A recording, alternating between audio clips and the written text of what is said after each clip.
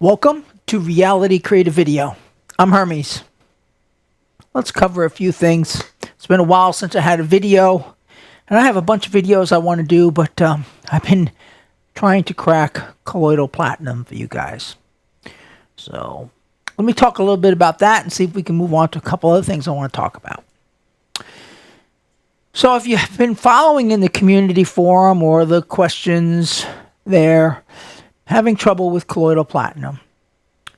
Today, I'm doing a brief 1-hour cooking tests on reducing agents. A reducing agent is something that removes the material off of the rod, whatever it is we're cooking. And platinum has a very limited amount of reducing agents that are supposedly effective at it. The problem I'm having is the most I can ever get off of the material is about 200 to 300 micrograms of material. I can't even measure it on the scale. The only reason that way I know that I'm getting the material off is like if I do 10 of these batches, the scale will start to drop 1 or 2 milligrams. That's how I got that amber stuff that you saw in my video. I have a little bottle of it here. I got a big giant gallon of it down there. Even though this only has like 200 or 300 micrograms it's about 12 micrograms a teaspoon. It comes out to. It's 200 micrograms maybe in one of these beakers, but it comes down to about 12 milligrams a teaspoon. To be honest, even at 12 milligrams a teaspoon, I'm finding that I feel a lot better when I'm taking this than when I don't take it. And so I'm wondering that even though the concentrations are extremely low, it's kind of like nickel in the body and all of these other iridium and all these other small dosage stuff. You don't need a high dosage of this stuff in order to make a difference in the body. We may not need a 10 parts per million solution in order to make a big difference in the body. And so what I want to do is deliver to you guys for now a way to make the 200 microgram per 500 milliliter solution of colloidal platinum. That's trickier said than done because I can cook 4 of these batches and only one seems to work. So what I'm doing today, most of today, is I'm cooking 1-hour batches of different reducing agents. And like I said, a reducing agent removes the material. And some of them work better than others. To be honest, the only one that I'm experimenting with several reducing agents. Honey, Manuka honey, citric acid, vitamin C or ascorbic acid. I've experimented with alcohol, vodka as a reducing agent. And none of them, the one that seems to work the best most of the time is ascorbic acid, which is what I got in here now. So I'm trying to find if I can narrow down the best reducing agent that I have for now. I can perhaps work with that to get it consistent for you guys. I have some holy basil on order. Which is coming in, I think, tomorrow. Me and my chemist are thinking of trying an organic method. There's a new thing of synthesizing nanoparticles with all green chemicals. Friendly chemicals.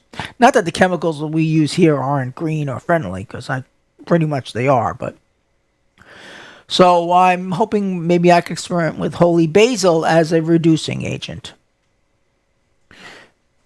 What makes a colloidal solution is you got a capping agent and you have the solution that the stuff sits in. Now for colloidal platinum, I've narrowed it down, and what I use is a partial basis on a gold formula. I will put 40 milliliters of NaCl, the stock solution NaCl that we use for the gold formula in here. That's our base. That gives the colloidals a place to swim in, to work in, okay? Then we need what's called a capping agent. The capping agent, and if you're successful in getting the colloidals off of the rod, which is the reducing agent's problem thing, you need a capping agent to encapsulate the colloidals and lock them in so they don't become ionic. They don't become ions. They come off the rod as ions, then they become colloidals, then they have to be locked in to the solution with a capping agent. So the capping agent I'm using is corn syrup, which is a capping agent from gold. I've tried Manuka honey as a capping agent, and it doesn't seem to work as well as corn syrup. So that's what I'm going with for right now as a capping agent. And so you take these three things, your base liquid, your capping agent, and your reducing agent, you put them in here, and then you create your colloidal, if everything works right. The problem is the reducing agent I use, even though ascorbic acid seems to work, it doesn't work well enough. Now the color that you see here is not because of colloidal platinum. Colloidal platinum's color is actually a grayish color. And I don't like to use the ascorbic acid because what happens is with the heat, I'm cooking this at 90 degrees C. It's a little low right now. I cook this at 90 degrees C, and it caramelizes the ascorbic acid. It caramelizes the citric acid too. I've tried citric acid also. And I have malic acid too. It doesn't caramelize malic acid as much, but the citric acid and the malic acid don't seem to work as a reducing agent either. So right now I'm retesting ascorbic acid as a reducing agent. But what happens is it will caramelize into this color. So this is not the color of colloidal platinum. What you're seeing is the color of the ascorbic acid that's been caramelized. I would love to see that nice gray solution, but I've only been able to get it once, and it was only briefly, and I didn't have the capping agent in. I forgot to put my capping agent in, and the colloidal fell out, and it turned clear in about 30 minutes. It turned clear.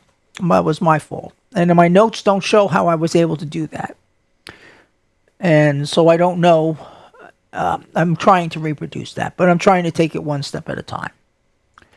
So that is really where we stand as far as colloidals go.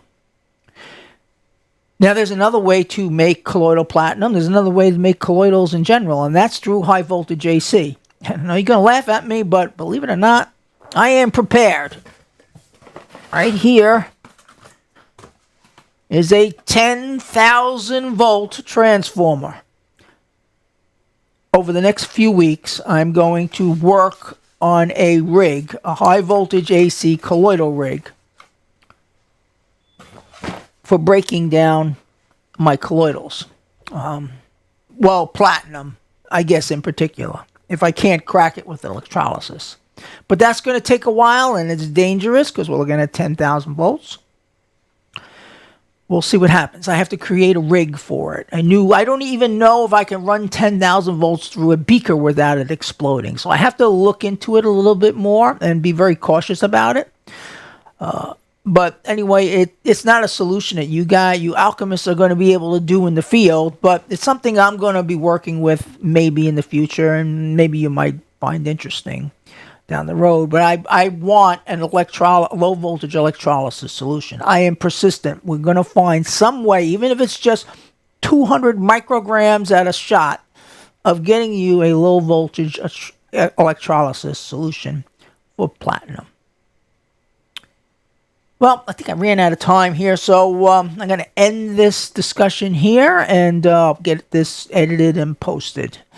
I'm Hermes. This is Reality Creative Video, and I will talk to you again soon.